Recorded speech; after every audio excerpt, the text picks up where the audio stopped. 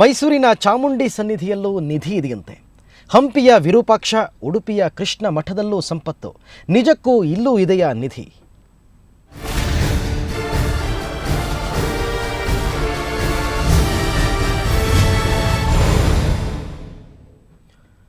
ಅನಂತ ಪದ್ಮನಾಭನ ಸನ್ನಿಧಿಯಲ್ಲಿ ಅಪರಿಮಿತ ಸಂಪತ್ತು ಪತ್ತೆಯಾದ ನಂತರ ಈಗ ರಾಜ್ಯದಲ್ಲಿರೋ ಇತರ ಪುಣ್ಯಕ್ಷೇತ್ರಗಳಲ್ಲಿನ ಸಂಪತ್ತಿನ ಬಗ್ಗೆ ಕುತೂಹಲಗಳು ಗರಿಗೆದರಿವೆ. ಅದರಲ್ಲೂ ಮೈಸೂರಿನ ಚಾಮುಂಡಿ ಬೆಟ್ಟದಲ್ಲೂ ನಿಧಿ ಇದೆಯಾ? ಇಂಥದ್ದೊಂದು ಪ್ರಶ್ನೆ ಈಗ ಗರಿಗೆದರಿದೆ.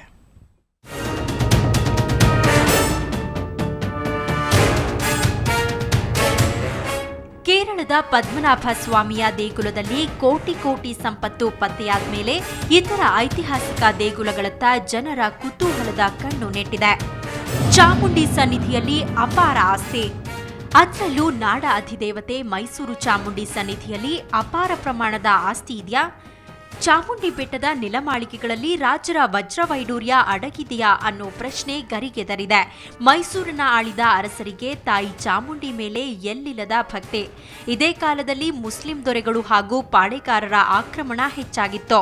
ಇವರ ದಾಳಿಯಿಂದ ಸಂಪತ್ತನ್ನ ರಕ್ಷಿಸಲು ಚಾಮುಂಡಿ ಸನ್ನಿಧಿಯಲ್ಲಿ ಅಪಾರ ಪ್ರಮಾಣದ ವಜ್ರವೈಡೂರ್ಯ ಚಿನ್ನಾಭರಣಗಳನ್ನ ಇಟ್ಟಿರಬಹುದು ಅನ್ನೋದು ಪಂಡಿತರ ಮಾತು.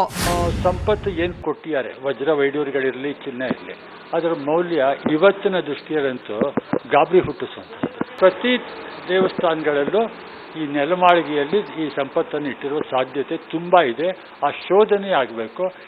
ಇದಲ್ಲದೆ ರಾಜಮನೆತನದವರು ದುರ್ಗಿ ಆರಾಧಕರು. ದೇವಿಯ ಆರಾಧಕರಾದ ಮೈಸೂರು ರಾಜರು ದೇವರಿಗೆ ಸಾಕಷ್ಟು ಆಭರಣಗಳನ್ನ ಕೊಡ್ತಿದ್ರು, ಮತ್ತೆ ಅದನ್ನ ವಾಪಸ್ ಪಡಿತಿರ್ಲಿಲ್ಲ. ಹೀಗಾಗಿ ದೇಗುಲದ ಬೊಕ್ಕಸ ಹೆಚ್ಚಾಗ್ತಿತ್ತೇ ಹೊರತು ಕಮ್ಮಿ ಆಗ್ತಿರ್ಲಿಲ್ಲ. ಬೆಟ್ಟದ ತಾಯಿಯ ಉತ್ಸವ ಮೂರ್ತಿಯ ಗರ್ಭಗುಡಿ ಅಂಗಳದಲ್ಲಿ ಬೊಕ್ಕಸ ಅಡಗಿಸಿರ್ಬೇಕೆಂಬ ಊಹೆ ಪಂಡಿತರದ್ದು.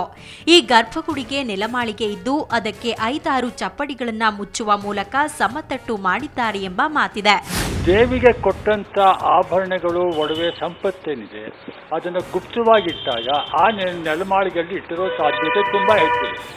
ಒಟ್ನಲ್ಲಿ ಚಾಮುಂಡಿ ಬೆಟ್ಟದಲ್ಲೂ ಅಪಾರ ಪ್ರಮಾಣದ ಆಸ್ತಿ ಪಾಸ್ತಿ ಅಡಗಿಸಿರಬಹುದೆಂಬ ನಂಬಿಕೆ ಇದೆ. ಶೋಧ ಆಗಬೇಕು ಅನ್ನೋದು ಹಲವು ಪಂಡಿತರ ವಾದ. ರವಿ ಪಾಂಡವಪುರ, ಸುವರ್ಣ ನ್ಯೂಸ್ 24/7, ಮೈಸೂರು. ಇನ್ನು ವಿಜಯನಗರ ಸಾಮ್ರಾಜ್ಯ ಹಂಪಿಯಲ್ಲೂ ಸಂಪತ್ತು ಇದೆಯಾ ಅನ್ನೋ ಪ್ರಶ್ನೆ ಕೂಡ ಮೂಡಿದೆ.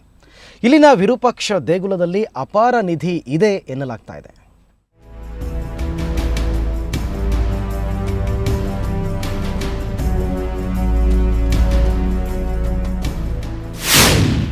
ಹಂಪಿಯಲ್ಲೂ ಇದೆಯಾ ನಿಧಿ? ವಿರೂಪಾಕ್ಷ ದೇಗುಲದಲ್ಲಿ ಅಪಾರ ಸಂಪತ್ತು.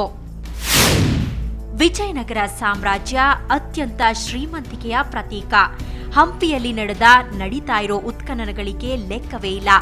ಆದ್ರೂ ಹಂಪಿಯಲ್ಲಿ ನಿಧಿ ಇದೆಯಾ ಅನ್ನೋ ಪ್ರಶ್ನೆ ಮತ್ತೊಮ್ಮೆ ಚಿಗುರಿದೆ.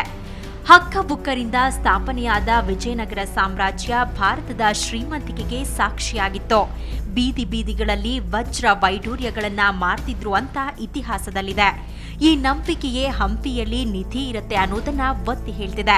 ಇತಿಹಾಸಕಾರರು ಇದಕ್ಕೆ ಇಂಬು ಕೊಟ್ಟಿದ್ದು ದೇಗುಲಗಳ ತಳದಲ್ಲಿ ಅಪಾರ ನಿಧಿ ಇರಬಹುದು ಅಂತಾರೆ.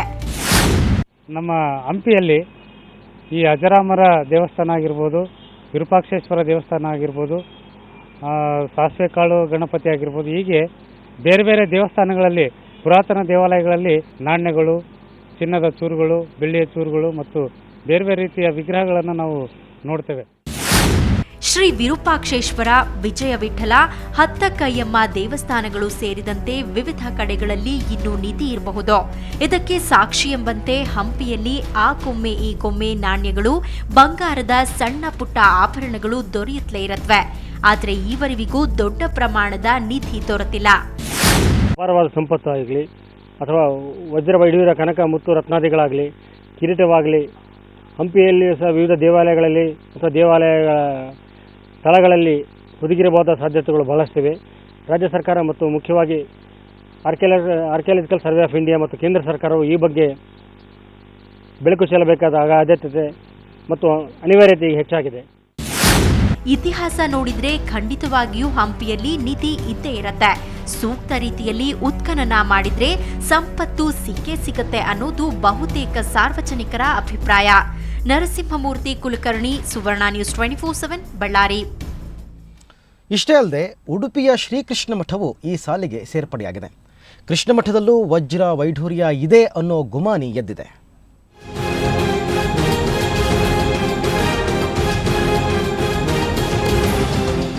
ಕೇರಳದ ಪದ್ಮನಾಭ ಸ್ವಾಮಿಯ ದೇಗುಲದಲ್ಲಿ ಕೋಟಿ ಕೋಟಿ ಸಂಪತ್ತು ಪತ್ತೆಯಾದ್ಮೇಲೆ ದೇಶದ ಇತರ ಐತಿಹಾಸಿಕ ದೇವಾಲಯಗಳ ಮೇಲೆ ಜನರ ಕುತೂಹಲದ ಕಣ್ಣು ನೆಟ್ಟಿದೆ.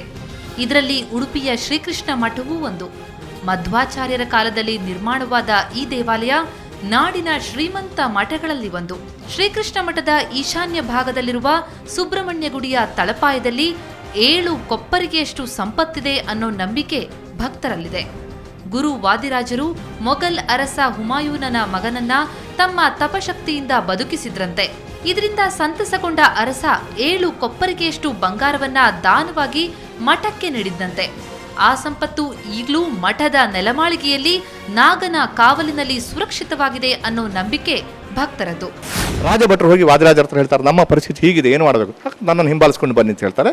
ಅವ್ರು ಹಿಂಬಾಲಿಸ್ಕೊಂಡು ಉಡುಪಿಗೆ ಬರ್ತಾರೆ. ಉಡುಪಿಯಲ್ಲಿ ವಾದಿರಾಜರಿಗೆ ಆ ಚಿನ್ನದಲ್ಲಿ ಒಂದು ಕೃಷ್ಣನಿಗೆ ಒಂದು ದೊಡ್ಡ ಸ್ವರ್ಣ ಗೋಪುರ ನಿರ್ಮಾಣ ಮಾಡಬೇಕು ಅಂತ ಹೇಳುವ ಆಸೆ ಇತ್ತು. ಆದರೆ ಆ ರಾತ್ರಿ ಅವರಿಗೆ ಸ್ವಪ್ನ ಸೂಚನೆ ಆಗ್ತದೆ, ನನಗೆ ಸ್ವರ್ಣ ಗೋಪುರದ ಅವಶ್ಯಕತೆ ಇಲ್ಲ, ಸಂದರ್ಭ ಬಂದಾಗ ನಾನು ಹೇಳ್ತೇನೆ, ನೀನು ಅದನ್ನು ಇಲ್ಲೇ ಭೂಗತ ಮಾಡಿ ಅಲ್ಲಿ ನಾಗದೇವರನ್ನು ಪ್ರತಿಷ್ಠೆ ಮಾಡೋದು. ಅದೇ ರೀತಿಯಲ್ಲಿ ವಾದಿರಾಜರು ಎಲ್ಲ ತನ್ನ 7 ಒಂಟೆ ಹೊರೆ ನಗನಾಣ್ಯಗಳನ್ನು ಅಲ್ಲೇ ಭೂಗತ ಮಾಡಿ ನಾಗದೇವರನ್ನು ಪ್ರತಿಷ್ಠೆ ಮಾಡಿ ಸುಬ್ರಹ್ಮಣ್ಯ ದೇವರನ್ನು ಪ್ರತಿಷ್ಠೆ ಮಾಡಿದರು. 5 ಶತಮಾನಗಳಿಂದ ಇಲ್ಲಿ ಪೂಜೆ ಆಗ್ತಾ ಇದೆ. ಈ ಸಂಪತ್ತು ಇದೆ ಅಂತ ಹೇಳಲಾಗೋ ಸ್ಥಳಕ್ಕೆ ಪರ್ಯಾಯ ಮಠಾಧೀಶರು ಈಗಲೂ ತಪ್ಪದೇ ಪೂಜೆ ಮಾಡ್ತಾರೆ. ಇಂತಹ ದೇವಾಲಯದ ನಿಧಿಗಳು ಆಪತ್ಕಾಲದ ನಿಧಿಗಳೇ ಹೊರತು ಖರ್ಚು ಮಾಡಲು ಇರುವ ಸಂಪತ್ತಲ್ಲ ಅನ್ನೋದು ಪರ್ಯಾಯ ಮಠಾಧೀಶರ ಅಭಿಪ್ರಾಯ. ದೇವಾಲಯದಲ್ಲಿರತಕ್ಕಂತಹ ಎಲ್ಲ ಸಂಪತ್ತುಗಳು ಕೂಡ ಅದು ಪೂರ ಒಂದು ಭಗವಂತನೇ ಒಂದು ಸಂಪೂರ್ಣ ಒಂದು ವ್ಯವಸ್ಥಿತ ಕಾಲದಲ್ಲಿ ಅದು ಸಂಪೂರ್ಣ ಉಪಯೋಗ ಆಗಬೇಕು ಅಂತ ಹೇಳಿ ಇಟ್ಟಂತಹ ಒಂದು ಸಂಪತ್ತದು. ಹಾಗೆ ನಮ್ಮ ಉಡುಪಿಯ ಒಂದು ಸುಬ್ರಹ್ಮಣ್ಯ ಗುಡಿಯಲ್ಲೂ ಕೂಡ ಶ್ರೀಮದ್ ವಾದಿರಾಜ ಗುರು ಸಾರ್ವಭೌಮರು 450 ವರ್ಷಗಳ ಹಿಂದೆ ಸಂಪತ್ತನ್ನು ಸ್ಥಾಪನೆ ಮಾಡಿದ್ದಾರೆ ಅಂತ ಹೇಳಿ ನಮ್ಮ ಐತಿಹ್ಯದಿಂದ ಪೂರ ನಾವು ಕೇಳಿ ಬಂದಿದ್ದೇವೆ. ದಾನವಾಗಿ ಬಂದ ಅಪಾರ ಸಂಪತ್ತಿನಿಂದ ದೇಗುಲಕ್ಕೆ ಚಿನ್ನದ ಗೋಪುರ ನಿರ್ಮಿಸುವ ಇರಾದೆ ವಾದಿರಾಜರಿಗಿತ್ತಂತೆ. ಆದರೆ ಕನಸಿನಲ್ಲಿ ಬಂದ ಶ್ರೀಕೃಷ್ಣ ನಿಧಿ ಬಳಕೆಗೆ ಇದು ಸಕಾಲವಲ್ಲ, ಸಂದರ್ಭ ಬಂದಾಗ ನಾನೇ ಬಳಸಿಕೊಳ್ತೇನೆ ಅಂದ್ರಂತೆ. ಹಾಗಾಗಿ ಇನ್ನೂ ಸಂಪತ್ತು ದೇಗುಲದ ನೆಲಮಾಳಿಗೆಯಲ್ಲೇ ಉಳಿದುಕೊಂಡಿದೆ ಅನ್ನೋದು ಮಠದ ಭಕ್ತರ ಅಚಲ ನಂಬಿಕೆ. ಶಶಿಧರ್ ಮಾಸ್ತಿ ಬೈಲು, ಸುವರ್ಣ ನ್ಯೂಸ್ 24/7 ಉಡುಪಿ. ಅನಂತ ಪದ್ಮನಾಭನ ದೇಗುಲದಲ್ಲಿರುವಂತೆ ಮೈಸೂರಿನ ಚಾಮುಂಡಿ ದೇವಾಲಯ ಹಾಗೂ ಹಂಪಿಯ ವಿರೂಪಾಕ್ಷನ ಸನ್ನಿಧಿಯಲ್ಲಿ ನಿಧಿ ಇದೆಯಂತೆ. ಉಡುಪಿಯ ಕೃಷ್ಣನ ದೇಗುಲದಲ್ಲಿ ಅಪಾರ ಸಂಪತ್ತು ಇದೆಯಂತೆ ಅನ್ನೋ ಸುದ್ದಿಯನ್ನು ನೋಡಿದ್ರಿ. ಈ ಬಗ್ಗೆ ಮಾತನಾಡೋದಕ್ಕೆ ತಜ್ಞರು ಸುವರ್ಣ ಸ್ಟುಡಿಯೋಗೆ ಬಂದಿದ್ದಾರೆ. ಅವರು ಏನು ಹೇಳ್ತಾರೆ ಅನ್ನೋದನ್ನು ಕೇಳೋಣ. ಅದಕ್ಕೂ ಮುನ್ನ ಒಂದು ಬ್ರೇಕ್.